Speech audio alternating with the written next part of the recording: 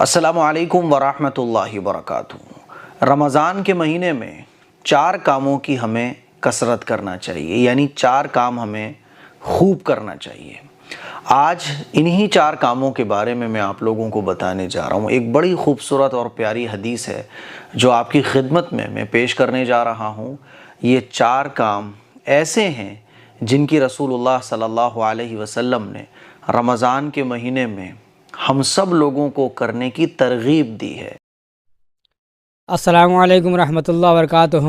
رمضان میں پیارے نبی کی بتائے ہوئے 2 عمل کرے اور 2 چیزیں مانگے۔ تو یہ 2 عمل کیا ہے اور 2 چیزیں کیا ہے، میں آپ لوگ کو ویڈیو میں آگے دکھاؤں گا، تو آپ لوگ اس ویڈیو کو ضرور دیکھیں جو مفتی ایم قاسمی صاحب قرآن اور حدیث کی روشنی میں بتا رہے ہیں۔ تو چلیے آپ لوگ کو ویڈیو دکھاتے ہیں، آپ لوگ ویڈیو کو پورا دیکھیں۔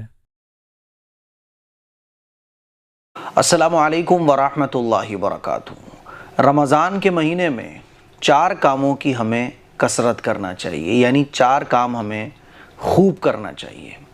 آج انہی 4 کاموں کے بارے میں آپ لوگوں کو بتانے جا رہا ہوں۔ ایک بڑی خوبصورت اور پیاری حدیث ہے جو آپ کی خدمت میں پیش کرنے جا رہا ہوں۔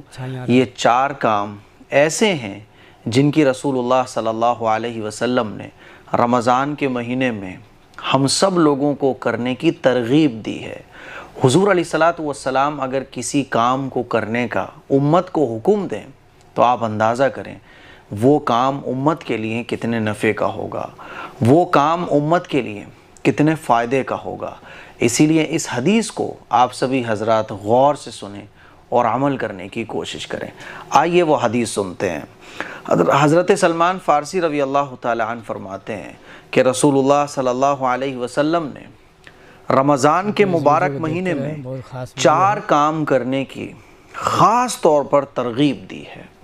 حضور علیہ السلام رمضان کے مہینے میں خاص طور پر ان 4 کاموں کے کرنے کا حکم دے رہے ہوں تو آپ سوچئے وہ 4 کام رمضان کے مہینے میں کتنے خاص ہوں گے۔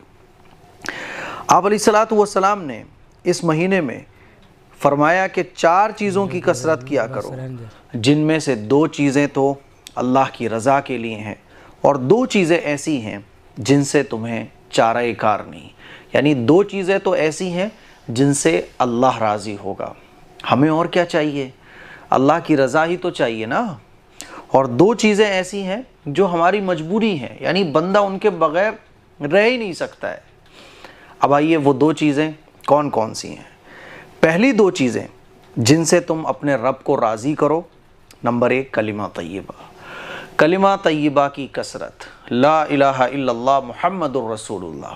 آپ لوگوں کو پتا ہوگا کہ یہ کلمہ طیبہ اتنا وزنی ہے کہ اگر ایک پلڑے میں زمین و آسمان رکھ دیے جائیں اور دوسرے پلڑے میں کلمہ طیبہ رکھ دیا جائے تو کلمہ طیبہ والا پلڑا جھک جائے گا وزن کی وجہ سے۔ یہ بہت وزنی کلمہ ہے اور حدیث میں آتا ہے افضل الذکر کلمۃ لا الہ الا اللہ، کہ بہترین ذکر کلمہ طیبہ ہے۔ آپ کو پتا ہوگا کہ اگر 90 سال کا بوڑھا بھی مرنے سے 1 منٹ پہلے جس کی ساری زندگی کفر اور شرک میں گزری ہو توبہ کر لے اور ایمان لے آئے اور اپنی زبان سے یہ کہہ دے لا الہ الا اللہ محمد الرسول اللہ، تو وہ بھی جنت میں داخل ہو جاتا ہے۔ تو یہ کلمہ طیبہ ہے جس سے اللہ راضی ہو جاتا ہے۔ اسی لیے حضور نے ارشاد فرمایا کلمہ طیبہ۔ کلمہ طیبہ کی ہم خوب کثرت کریں رمضان کے مہینے میں۔ جس چیز کی ہم جتنی کثرت کریں گے مرتے وقت وہ چیز ہماری زبان پر آسانی سے آ جائے گی۔ اگر ہم کلمہ طیبہ کی صبح شام عام دنوں میں ایک تسبیح روزانہ پڑھیں نا تو مرنے کے وقت کلمہ طیبہ زبان پر خود بخود آسانی سے آ جائے گا۔ دوسری چیز حضور نے فرمائی استغفار کی کثرت۔ استغفر اللہ ربی من کل ذنب واتوب الیہ۔ آپ اتنا بھی پڑھ سکتے ہیں اور اگر آپ چاہیں تو شارٹ بھی پڑھ سکتے ہیں، استغفر اللہ استغفر اللہ۔ آپ لوگوں کو پتہ ہے کہ قرآن مجید میں اللہ تعالیٰ نے اللہ کے جو مقرب بندے ہوتے ہیں، جو اللہ والے ہوتے ہیں، ان کی ایک خوبی یہ بھی بیان فرمائی ہے کہ وہ سحری کے وقت میں اٹھتے ہیں، تہجد کے وقت میں اٹھتے ہیں اور اللہ سے توبہ اور استغفار کرتے ہیں۔ تو یہ اللہ والوں کی خوبی ہے۔ اللہ کے نبی صلی اللہ علیہ وسلم نے ارشاد فرمایا دوسری چیز استغفار کی کثرت۔ تو رمضان کا دوسرا شرابی چل رہا ہے، استغفار کی خوب کثرت کریں۔ ایک بندے کے لیے سب سے بڑی کامیابی یہ ہے کہ جب وہ اس دنیا سے جائے تو اس کے سارے گناہ معاف ہو چکے ہوں، اور جب بندہ استغفار کرتا ہے تو وہ اپنے گناہوں کی معافی اللہ تعالیٰ سے طلب کرتا ہے۔ اسی لیے استغفار کی خوب کثرت کرنی ہے۔ تو یہ دو کام تو جو اللہ کو راضی کرنے والے ہیں۔ ہر بندہ گنہگار ہے، خطا کار ہے، لیکن اللہ کے نبی صلی اللہ علیہ وسلم کا مبارک ارشاد ہے کہ بہترین خطا کار وہ بندہ ہے جو توبہ کرنے والا ہو۔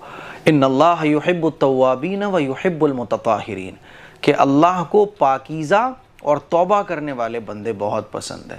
جب بندہ توبہ کرتا ہے تو اللہ کی محبت جوش میں آتی ہے، اور سچے دل سے اگر بندہ توبہ کر لے تو اس کے گناہ زمین و آسمان بھر کر بھی کیوں نہ ہوں، اللہ ان کو معاف فرما دیتا ہے۔ اسی لیے اللہ تو 70 ماؤں سے زیادہ محبت کرنے والا ہے۔ تو میرے عزیز بھائیوں، میری بہنوں، دوسری جو چیز ہے وہ ہے استغفار کی کثرت۔